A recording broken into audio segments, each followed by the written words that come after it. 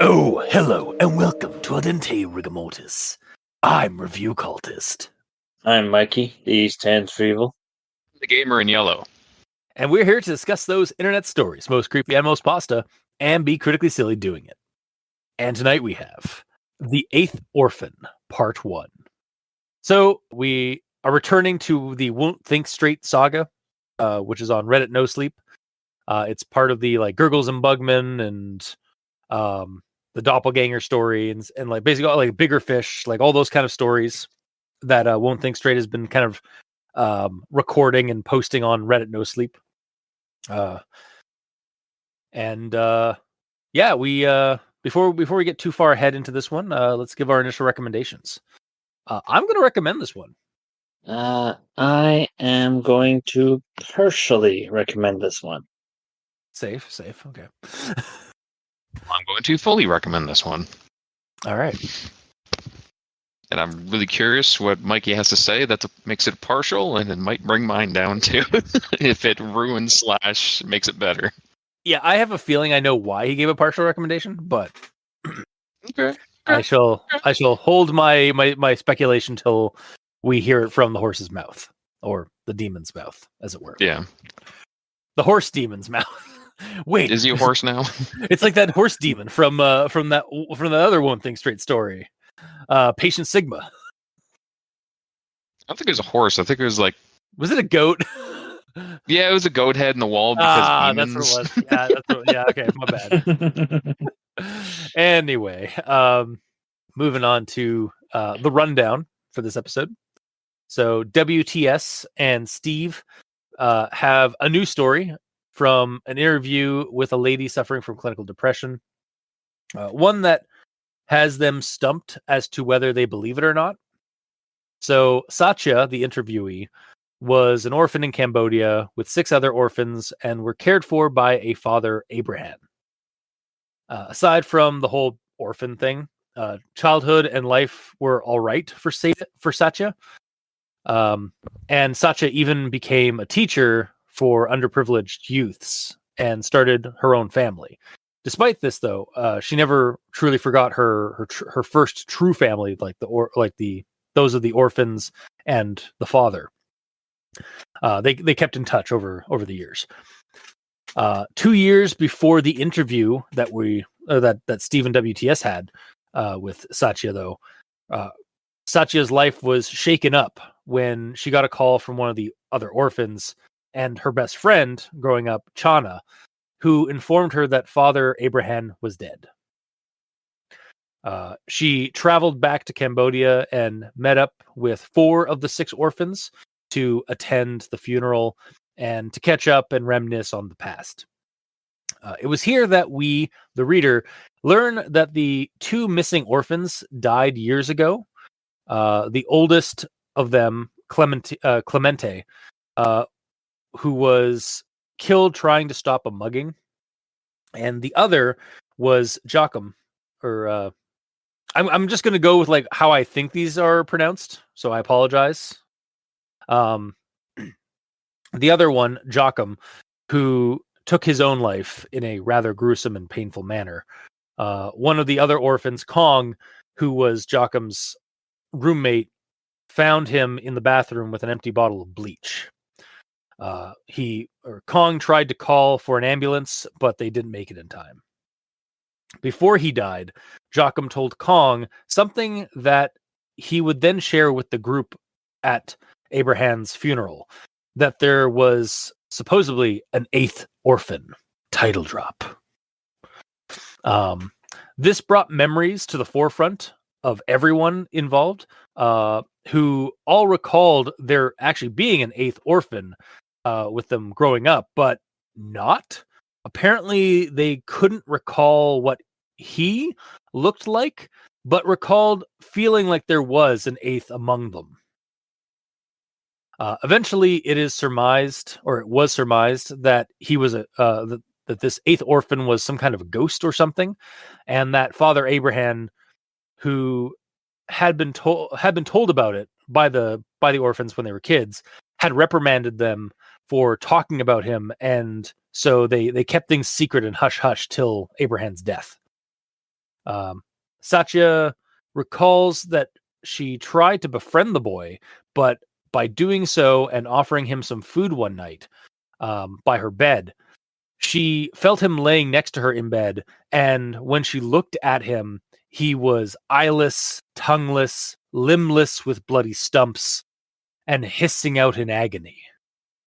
Father Abraham had told her it was a bad dream, but she could never shake it off and forget it. Now, 2 years after the group, 2 years after this group conversation and Abraham's funeral, a few months from the interview, Satya started hearing the boy again, laying next to her in bed, hissing in agony. She heard the boy and didn't see it because she had to keep her eyes shut tight. Finn, till part 2.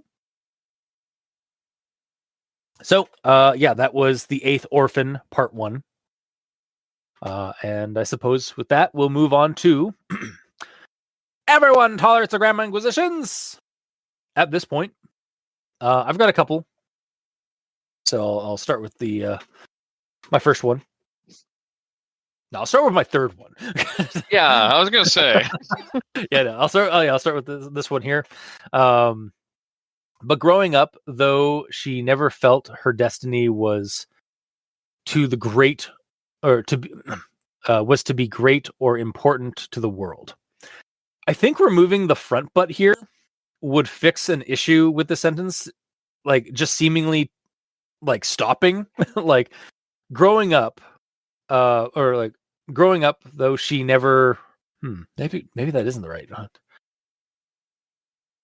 Maybe also but and though, like growing up, she never felt her destiny was to be great or important to the world.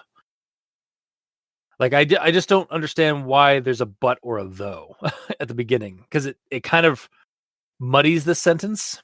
Just gonna actually pull it up. So yeah, like the other and the sentences around it are like, she was given a good education, even better than most other kids in the public schools nearby, and had the chance to get a good career in accounting, period.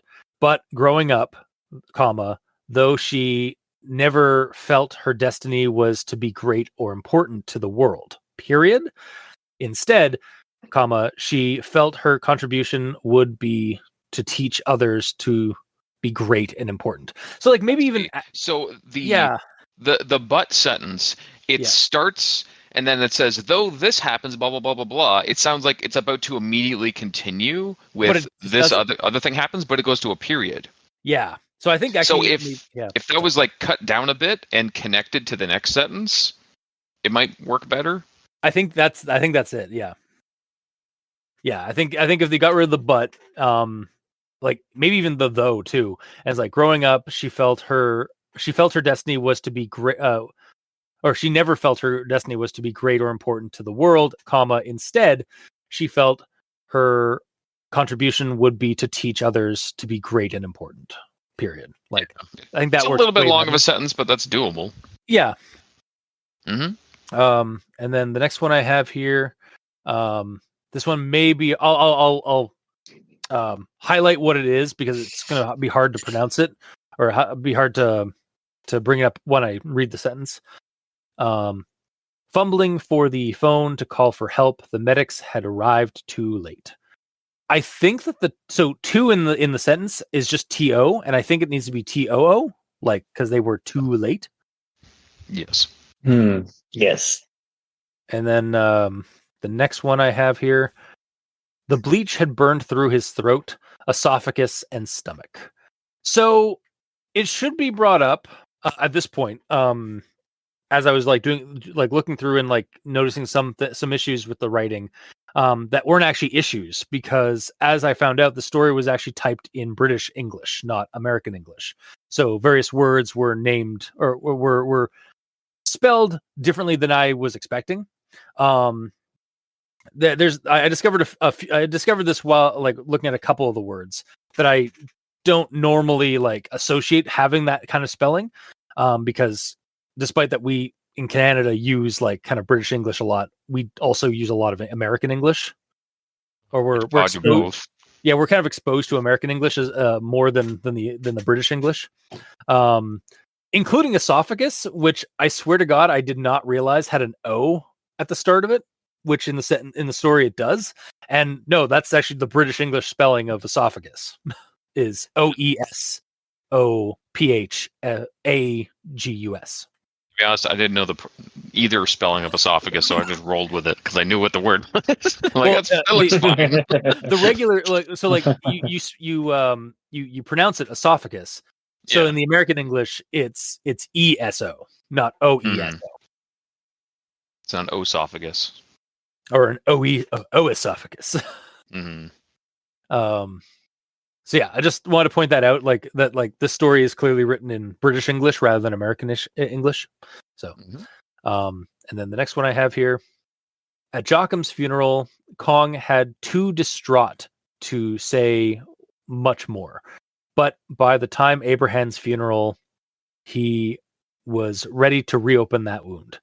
So I think it should be, at Jockham's funeral, Kong had been too distraught to say much more, or was too distraught to say much more. And then even with and then had been, had been, that's what I said, sorry, yes. And then even like maybe like turn these two sentences, because it stops at like much more and then like period, but by the time of Abraham's funeral, he was ready to reopen that wound. Make that like combine these two sentences together. It will make it a little bit longer, but I mean it's not too long, and it will.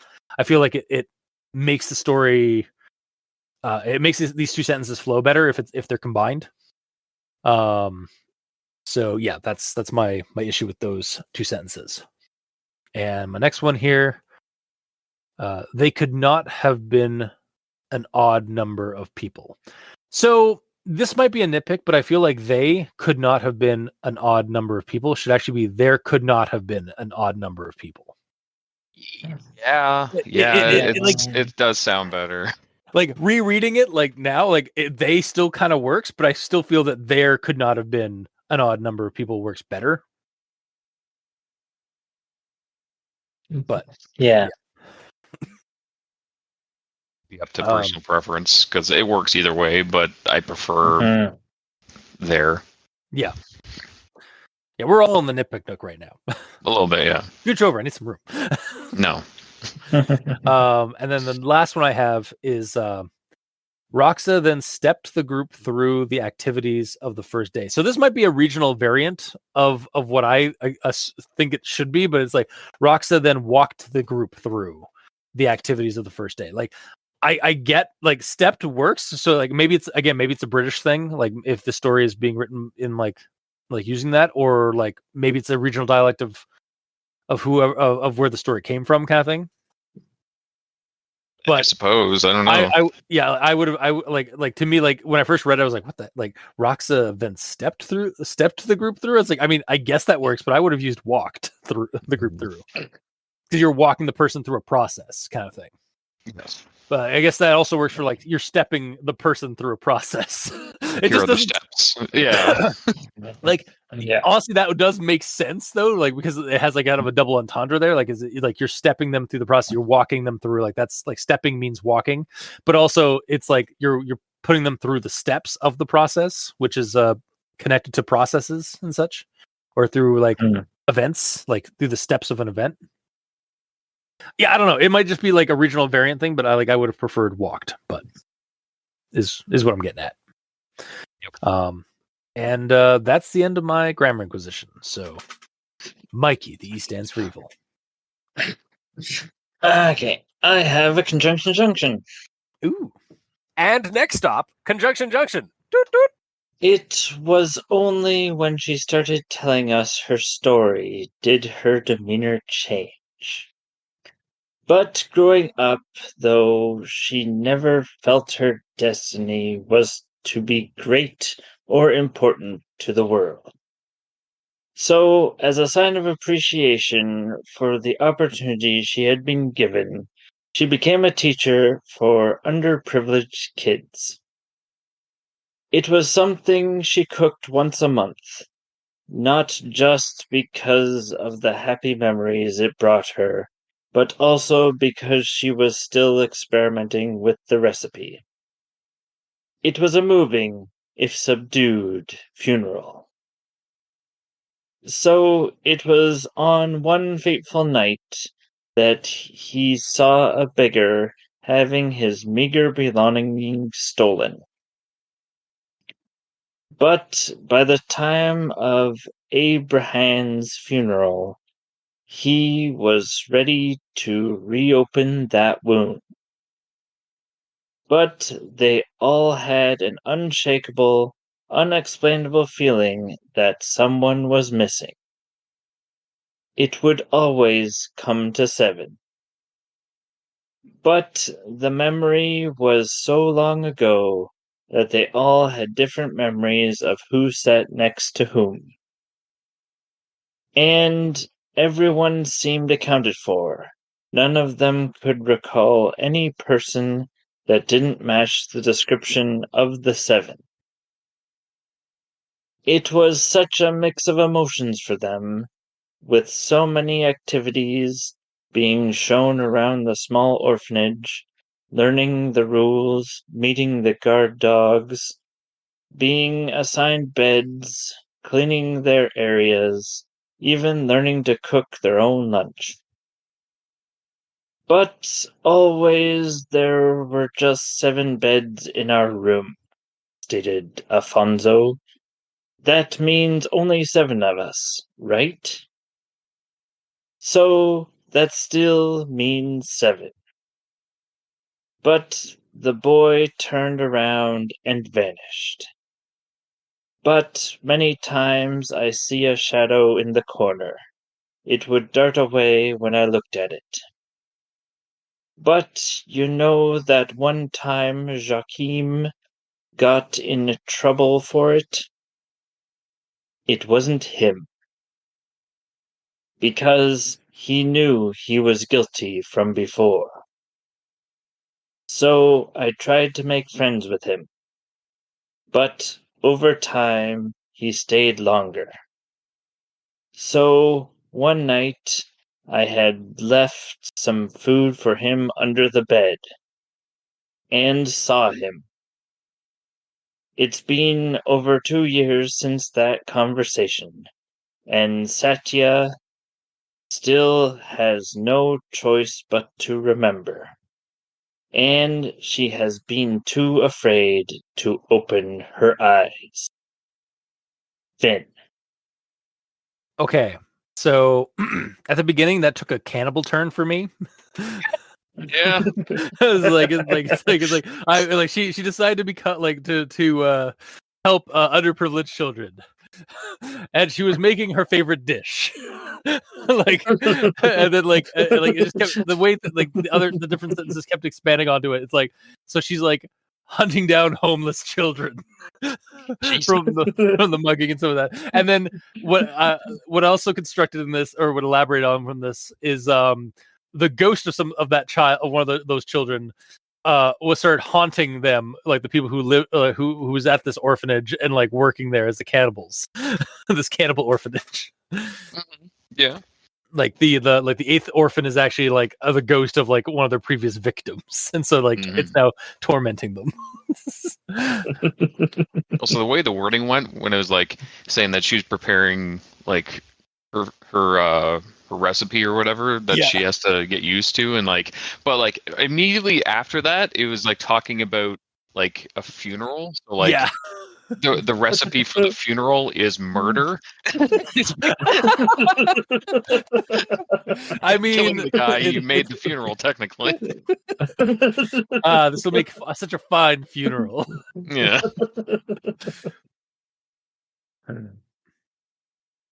Yeah.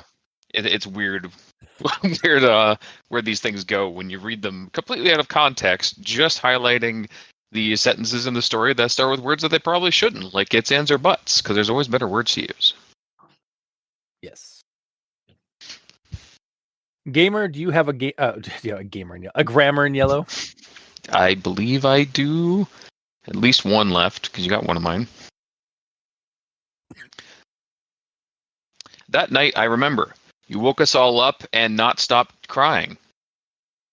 Yes. I feel like that should be in would not stop crying, or wouldn't stop crying. I would agree with you, except the story establishes that they all have a quirk to how they speak. Oh, fuck you! It literally fucking says they laughed together about how they all discovered much later in life that father had often confused 6 grammatical tenses of his native Portuguese when he taught in English, resulting in all of them adopting his quirky style of speech they affectionately dubbed Abrahamese. Okay, so did you have any grammar stuff that was in quotes? That was dialogue? Specifically? No. Okay, but this is the one time that dialogue had something weird in it, and like the weird accent. But the story specifically establishes why the characters talk this way in the quote. Yeah, but it doesn't establish what the weird talking is, just that they have a weird way of talking. It literally but we don't know what that is.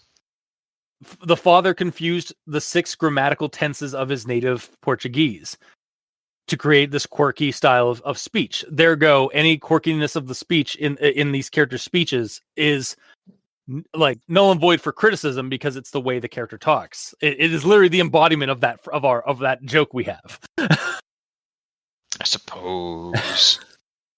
Denied.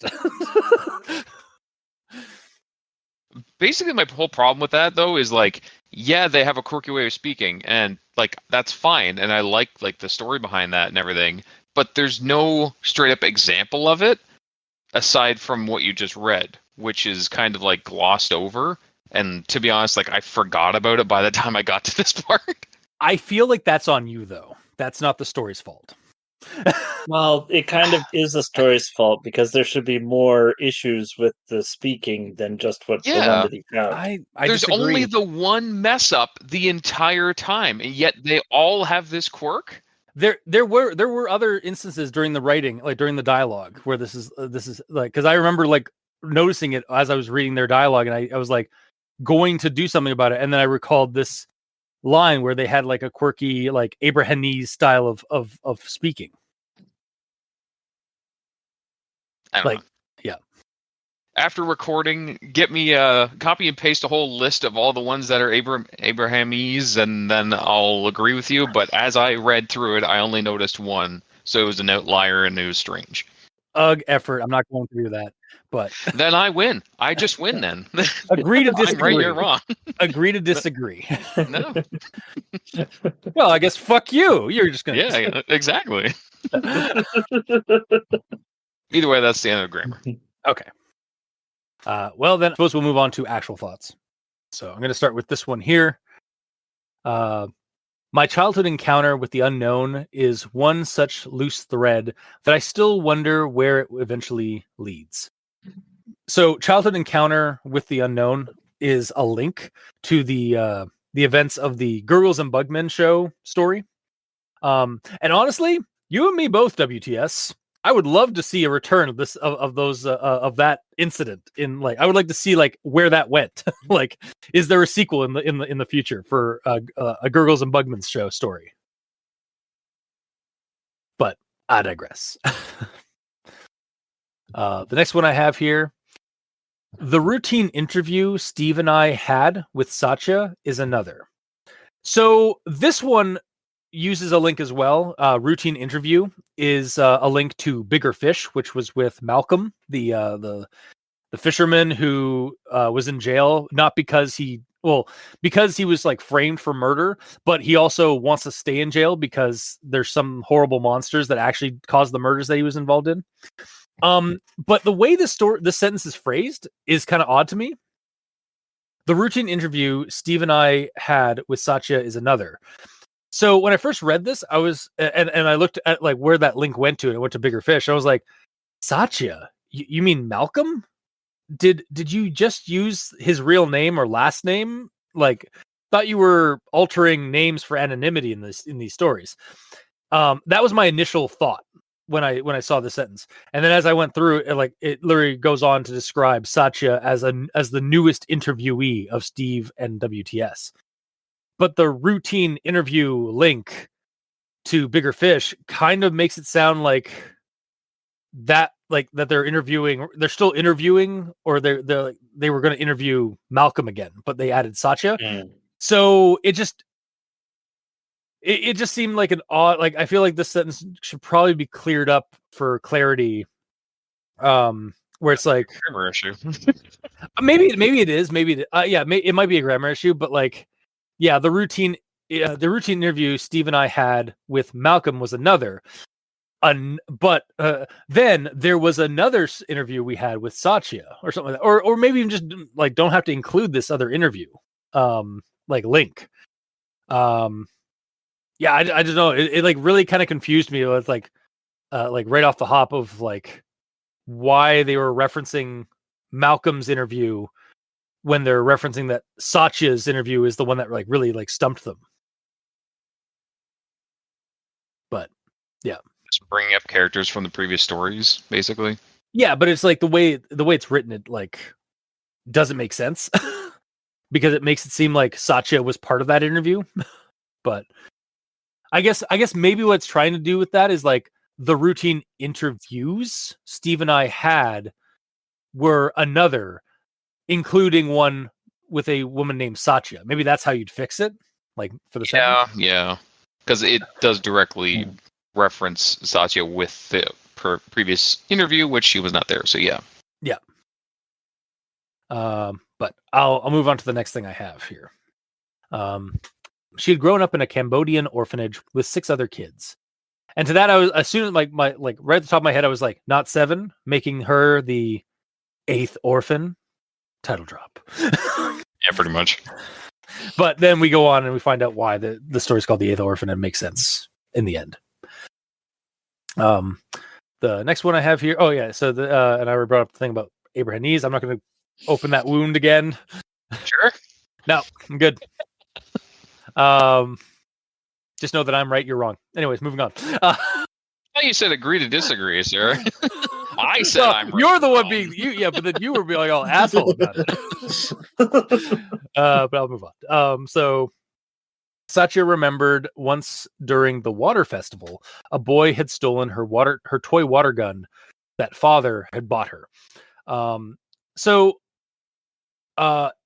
I just thought this was neat that we get yet another link with this time with Water Festival to a Wikipedia article on water festivals, specifically from the South Pacific or the Southeast Asia.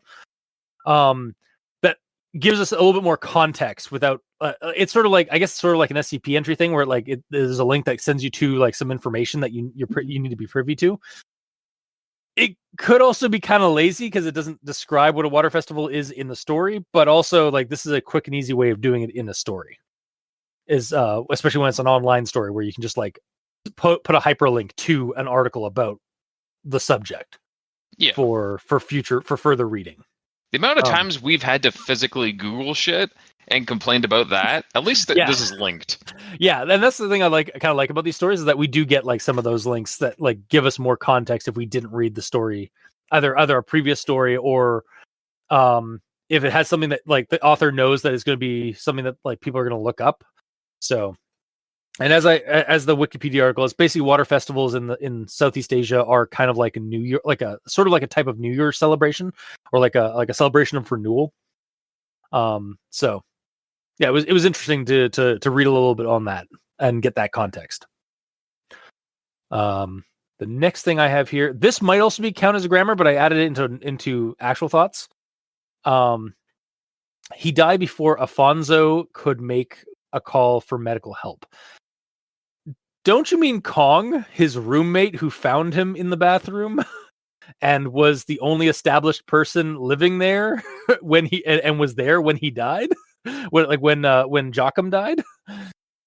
It was weird that for some reason Afonso was suddenly there making the call for the medical help. It's no wonder he died before the medical help. Kong had to call Alfonso, and then Alfonso called for medical help. Whoops. Yeah, clearly this is just like a hiccup, and I think this is just like they meant Kong, but they didn't. They put in Alfonso. But another grammar in your notes. I'm sorry. I'm sorry. I'm not sorry. I tossed it in my actual thoughts. Apparently. I'll move on to the next one I have. I wonder how few people know that reference that you're making. Probably almost no one who listens understands that reference. I was gonna say, like, it's like, given how young our audience is sometimes, like, yeah, who knows? Basically, Pee Wee Herman was in a Cheech and Chong movie. Moving on. Yeah. What was the movie called? Fuck. Pee Wee Herman. I have it on DVD, but it's easier to Google it. Because that's how I watched it. I watched it for your copy of it. Yeah.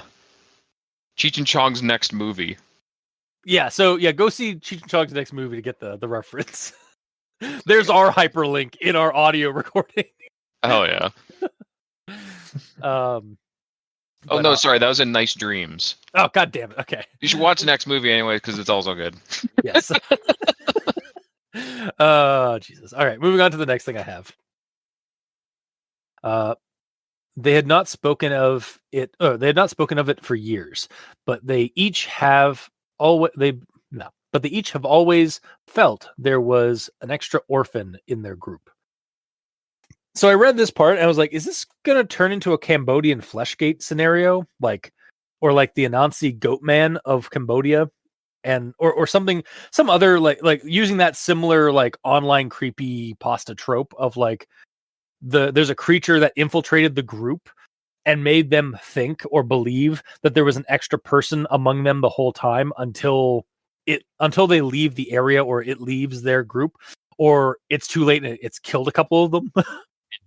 And update, not quite. It's more of just like suppressed memories from a haunting situation, kind of situation, like thing that's happening here. Mm-hmm. And even the thing of like what happens later in the story where like she's starting to, that the boy is like found her, could actually even be kind of like another similar haunting thing where like you go back to like your home following a funeral thing, you reminisce, you get these memories unlocked from like reminiscing about like the good old days and stuff, and that triggers the ghost appearing and latching onto you, and then taking it home with you from where it was. Like the reason why why it hasn't been like haunting her since childhood is and is only after a couple of like a year or so after the like that those memories were kind of like unlocked, is because it was still in Cambodia, like still like haunting maybe Abraham or something, and now that like Abraham's dead, it's moved on to a new host body. It's sort of like that's the haunted house kind of trope. Whereas the house actually isn't haunted; it's a person who lived in the haunted house was haunted. So when they try to leave and move to another house, it wasn't the house that was haunted; it was the person. Yeah. But I'll move on to the next thing I have. I saw him. Father made me try to forget, but I still remember the boy. He lying in the bed with me. Except he had no eyes, no tongue when he opened his mouth. Just horrible, a hissing sound. He had no arms or legs, just stumps and blood. He just lay there, looking at me, hissing in agony. Father said it was all a bad dream. He tried to make me forget, but I now remember. Satya repeated, rocking backwards and forwards. I remember. So this is a cool, creepy final description we get of the boy, like after them, like, you know, talking about like them seeing glimpses of him and like shadows of him and stuff like that. And then we get like the full version with Satya's encounter. Also getting the feeling that Father Abraham may have known more about this boy than he let on. Oh, like, of course. I hope I'm wrong, because he seemed like a real stand-up, like wholesome guy, like caring for these orphans. But like, I feel like there's a dark secret that might get revealed about him and this 8th orphan in the next part. Like, yeah, Like he might have been responsible for this orphan's death or something. There's gonna be some weird dark shit for sure. Yeah, we're gonna get some. We're gonna be uncovering some skeletons in Father Abraham's closet, I think. But I digress. That's actually the end of my notes. So, Mikey, the E stands for evil. All right. So my actual thought here is,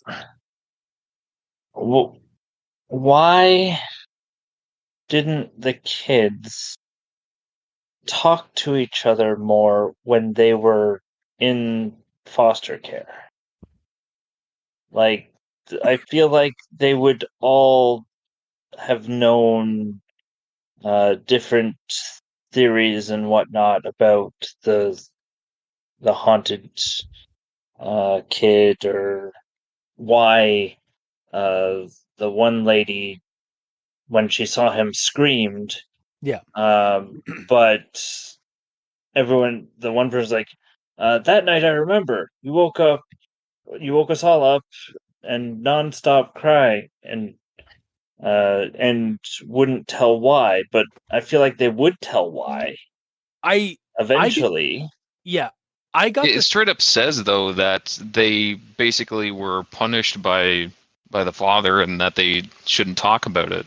Yeah, I think what we're seeing here is like the first hints of what we're gonna maybe get more in the second one, where it's kind of revealed that like the father reprimanded them, and so like kind of like basically tried to suppress like what they saw, like because he's like in this one it's like, oh, he didn't want like the locals to think like he's teaching bad kids, or like he's bad at teaching kids and like raising them and stuff.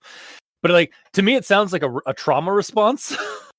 So like I'm wondering if like they and like just now, like after Abraham is dead, they're all getting this off their chest basically, because there's no more repercussions. Like that sounds like a trauma response to me. Like a childhood trauma response, like maybe like the punishment was pretty severe from the father. Yeah. So yeah, like, and they do all recall that like they all knew about the ghost, and they wanted to talk about it, but they kept it hush hush because of they were afraid of getting punished by Father Abraham. Yeah, but at the same time, it's been 20 years since they were in foster care, or at least the main character. Yeah. And they were all about the same age, so you can only be in foster care for so many years before they kick you out.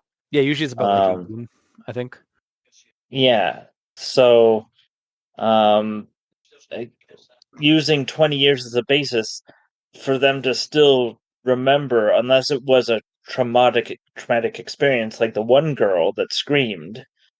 I think it was a traumatic experience, but like for all of them, but like the encounter, like I think what was happening was the part of the traumatic in situation wasn't just the ghost, but it was also like how the father like was like reprimanding them for even talking about it. Like, and that can affect you like well into your adulthood. Like to the point where like the only reason they're able to talk about it now is because Abraham is dead. Like the one thing that was keeping them from saying anything about it is gone. So that's like basically a quote that's in the movie or in the story. Yeah. Story. But like that's a psychological thing too. Like that does actually happen. Like well, I feel like there should be more mention of how strict Father Abraham was, because like I did not get that. Weird. Like I know there's authoritarian figures because that's what parents and guardians are, but like so strict that even kids that are in the same room sharing 7 beds wouldn't have talked and done what kids do. Not if they were like being like again reprimanded or punished like severely for it. Like again, like this story doesn't really say that, But I kind of got the one time. It does say it the one time, and that's what kind of like made me think like that. Like they on the surface they recall Father Abraham fondly, except for that one time, which may not have been one time. Which I wonder if we'll get like more like kind of like of the truth about Abraham in the next one. Like maybe I get like I don't know what it is. Like maybe it's because I've seen a lot of movies like that end like have like this kind of setup, but like I'm sus about or Abraham is very sus to me. But yeah.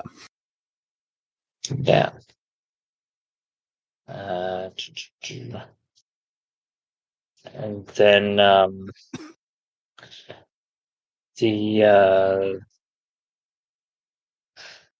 the other thing here is the last paragraph. So it's been over 2 years since that conversation, and Satya still has no choice but to remember. Starting a few months ago, whenever she lies in bed with her eyes closed, she has heard the hissing beside her, and she has been too afraid to open her eyes. So she hasn't opened her eyes for 2 years. I don't think it means that. Yeah, you're being critically silly today. Yes, a little bit. I do think it's a little weird that like it took 2 years for that ghost to like finally manifest from that conversation. Like I would have given it like maybe like a few months rather than 2 years. Yeah. But yeah, it is odd that it took 2 years for the ghost to start haunting her after that conversation. But like, yeah, like clearly it just means like when she's sleeping at night, like she'll hear it, but she doesn't want to open her eyes because she knows last time she opened her eyes and looked at the thing, she didn't like what she saw. So like that's why she's like keeping her eyes closed at night when she sleeps. Yeah. Aside from the fact that like, you know, that's what you do when you're sleeping is you have your eyes closed. But really? Yeah, I know it's weird. Sleep with eyes wide open all the time. Never know when you're about to get attacked. What about always eyes on wide, guard? What about eyes wide shut? Yeah, that's an option too, sure. That's a kinky option. Anyway. Yeah. So that's the end of my actual thoughts. Okay. Gamer. Let's see what I got left. So right when I just first opened up the story and read the title and everything and was making my notes, like making my note files and getting everything sorted, I'm like, okay, so this is the 10th story in the Won't Think Straight saga called The Eighth Orphan, but it's part 1. There's a lot of numbers being tossed around just in the title alone. Yeah, also, like, missed opportunity. I mean, I'm sure like the story out of game, out of setting, out of fiction, I'm sure the story was like the 10th one. It was like just the latest one written, but like you couldn't have had it be the 10th orphan. Make that many more characters? No. I mean, we don't get all of the orphans, like the characters' names in this, like, right? Like we get Afonso, Clemente, all of them, Joachim, Kong, Chana. Shit. Shit's not one. No, Satya. So we get that's 6. Satya, Kong, Joachim, Clemente, Afonso, and Chana.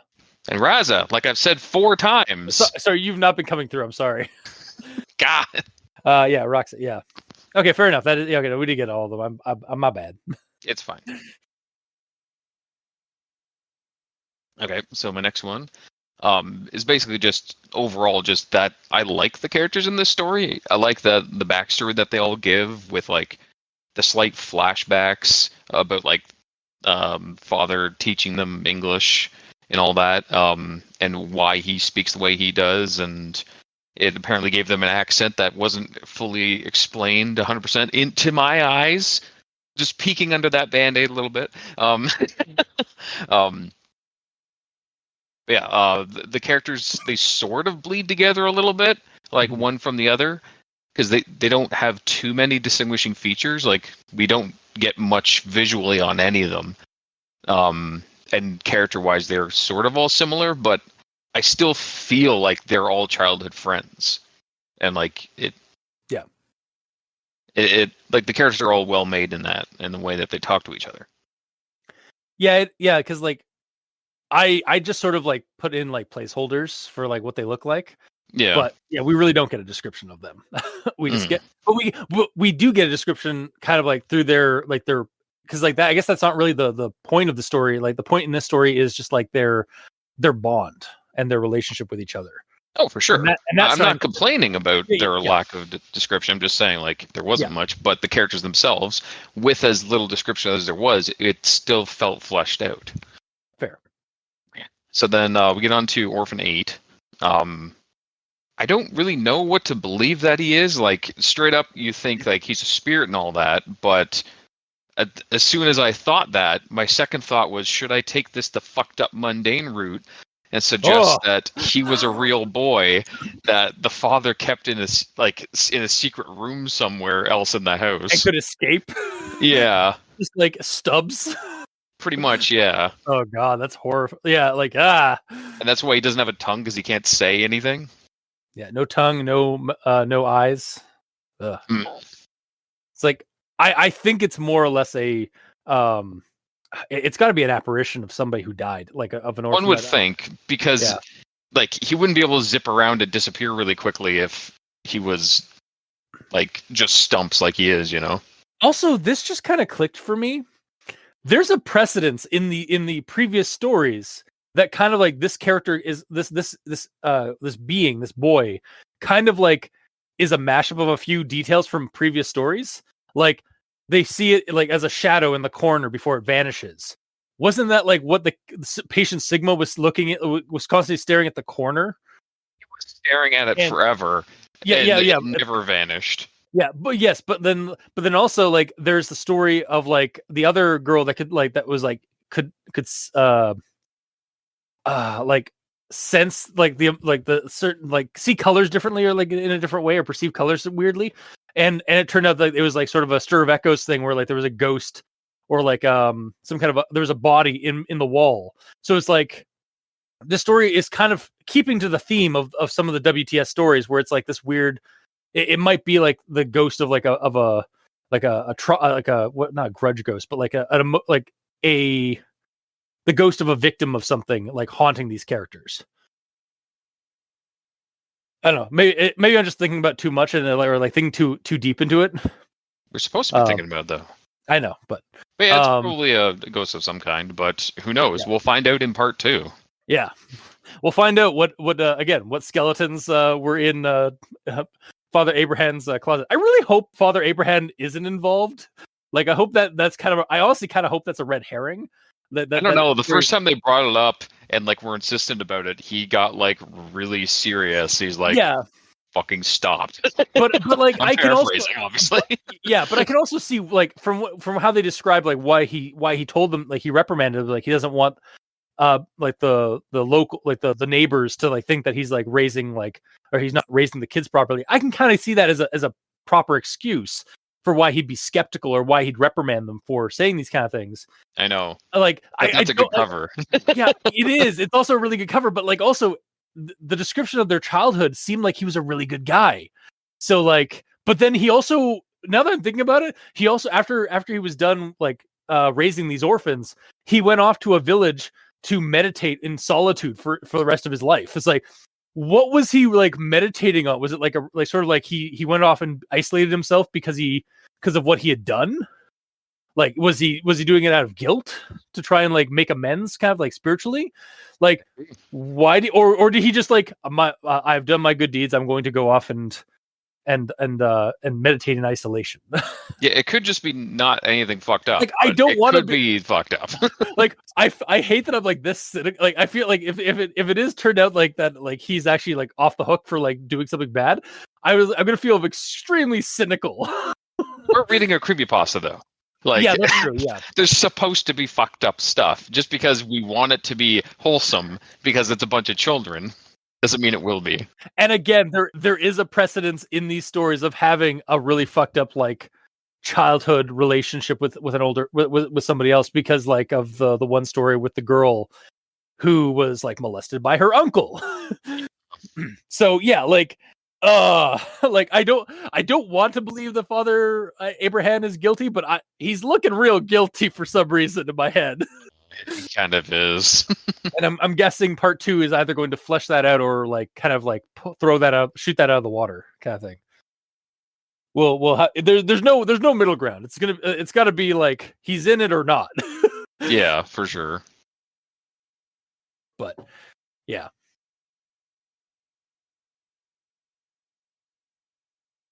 Yeah, that's basically the end of my notes until finals, honestly.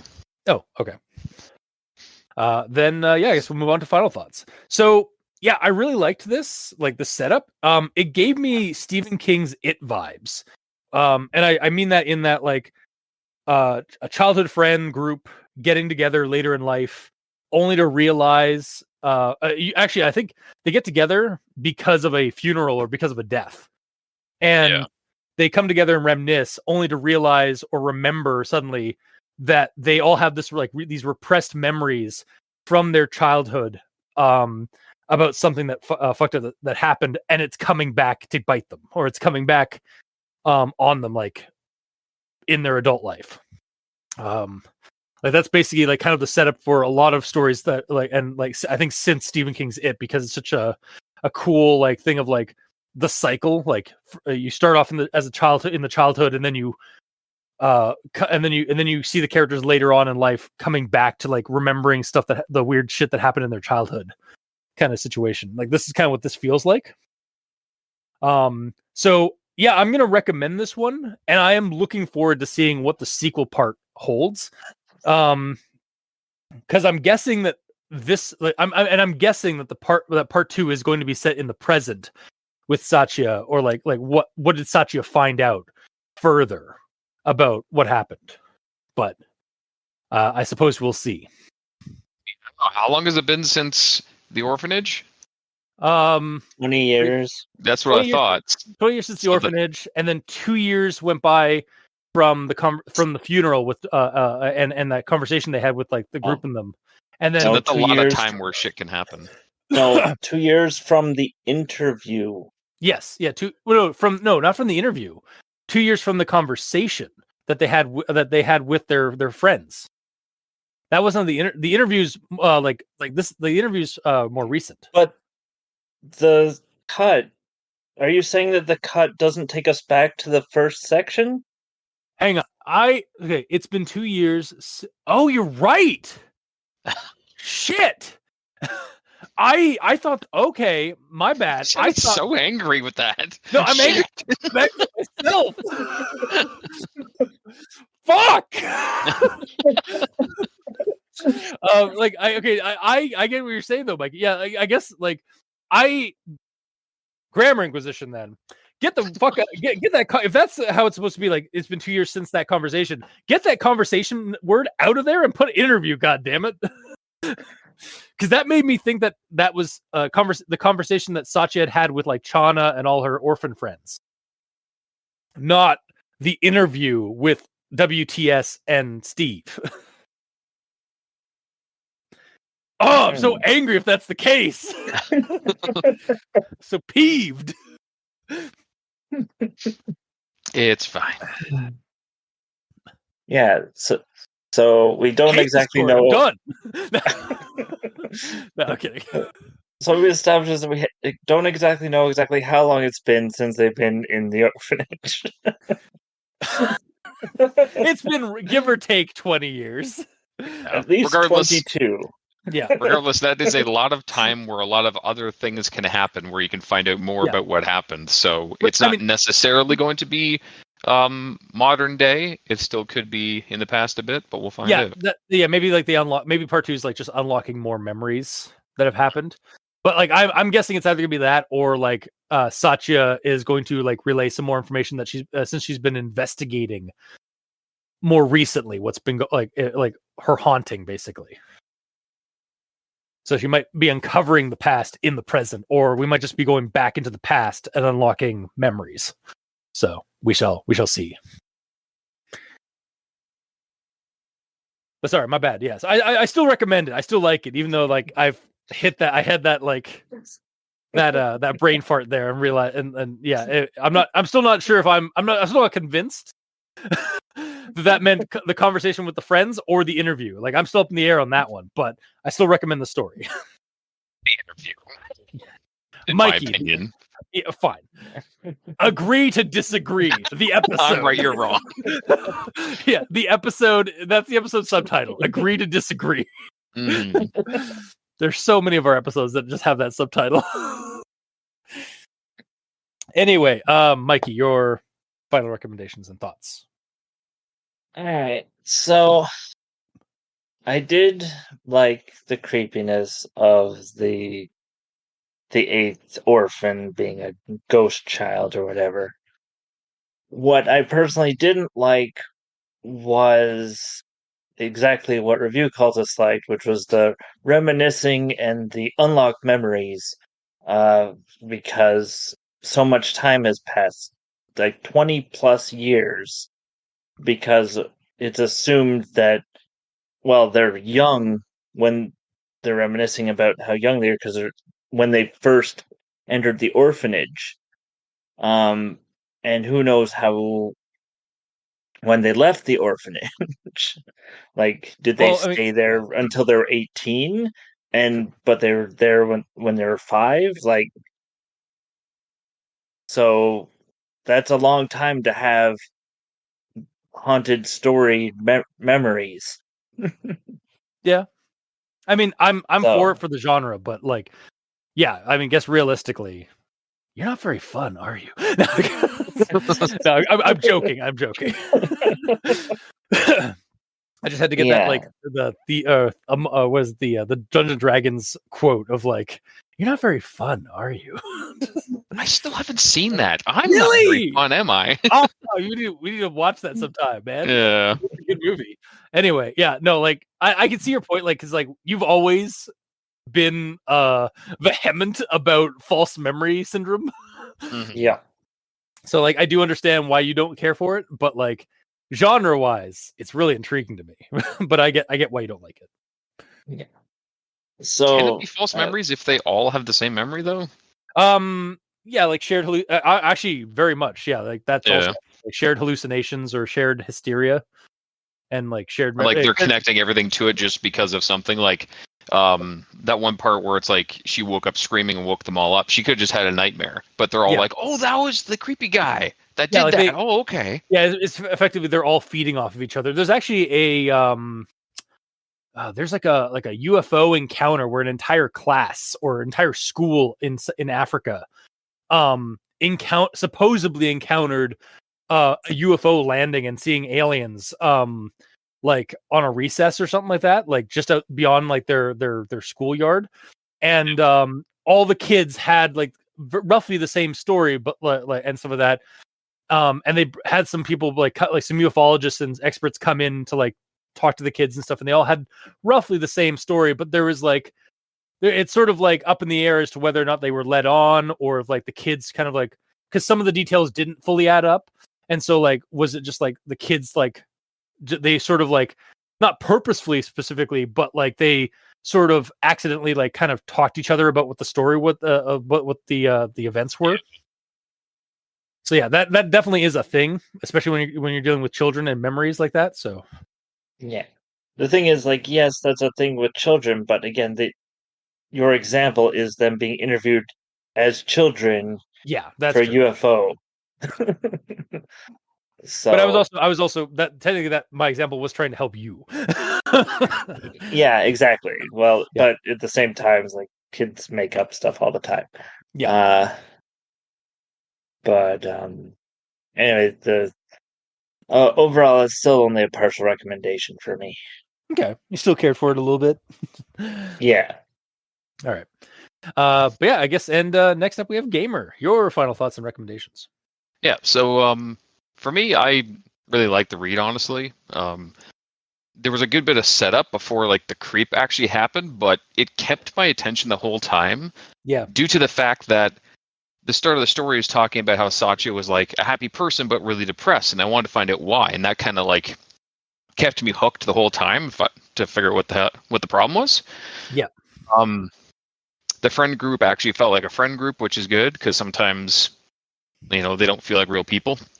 Yeah, kind of what you were saying earlier. Like, it felt like the character group was fleshed out without describing the characters physically. Yeah, like you could replace any of them with people that you actually know, and it works, Yeah. But yeah, I like their whole like backstory together and all that. And the creep factor of the spirit was like pretty legit when that actually showed up. It wasn't like hostile towards them or anything. No. So it was technically a one-sided buddy horror. Yeah, because like the creature wanted to be buddies with its other brothers and sisters, but they were scared of him because of how he looked, and so that is like like like you want to like this character is not really a hostile like the spirit. This is why I'm thinking like, well, I mean he's dead now, but like that's why I was thinking like Abraham may end up being the villain over the spirit. Like the spirit in this is more of a tragic character. Rather than an antagonistic monster. Yeah, because for all we know, it could still be a spirit, but he could know that the orphanage is haunted, and he's like bound the spirit somewhere, but it occasionally gets out. Yeah, or we're gonna get some like more light shed on their past, and it's revealed that like Padre wasn't actually all that great. It just like they just suppressed a bunch of memories about that, and like. And then they're going to find out that like there was an eighth orphan who was killed by Father Abraham or something. Like I don't want, again, like not to speak ill of the dead, fictional or otherwise. But I mean, there's some like I have some suspicions about the Padre. Yeah, for sure. But yeah, that's basically the end of my final thoughts. I still fully recommend it. I like it a lot. Then yeah, that'll be 2 full recommendations and 1 partial recommendation. And I think we all look forward to checking out part 2 next week. So, but that'll be it for this week's episode. So if you like what you heard, or if you didn't, leave us a comment in the comment section below where this gets posted. You can also check us out on Twitter. Mikey is at the East Ends for Evil. The Gamer in Yellow is at the Gamer in Yellow, but without that W at the end because his name is very long. And I'm at Review Cultist. I'm also on Blue Sky at Review Cultist, so you can check me out there. You can also send us emails at aldenterigamortis@gmail.com. That's ALDENTERIGAMORTIS@gmail.com, where you can also leave us suggestions for other creepypastas, SCPs, spooky things. You creep it, we'll peep it. Yeah! And if you'd like to help support our show financially, you can go to Patreon. Select the backer tier you'd like to support us at. We have $2 and $5 tiers with special episodes, early access, extra content. To all our patrons that are helping support the show, thank you immensely. You're helping keep those hosting bills at bay. And as always, we very much appreciate that. And to our listeners and the authors of these stories, thank you immensely, because without your listenership, it would be like screaming into the void. And without your authorship, without these stories that you post or that you write and post online for people to get creeped out at or enjoy, we really wouldn't have much of a show because we'd have nothing to talk about. So thank you. Until next time, I have been your host, Review Cultist. I'm Mikey, the East Ends for Evil. I'm the Gamer in Yellow. And this has been Al Dente Rigor Mortis. Sleep well.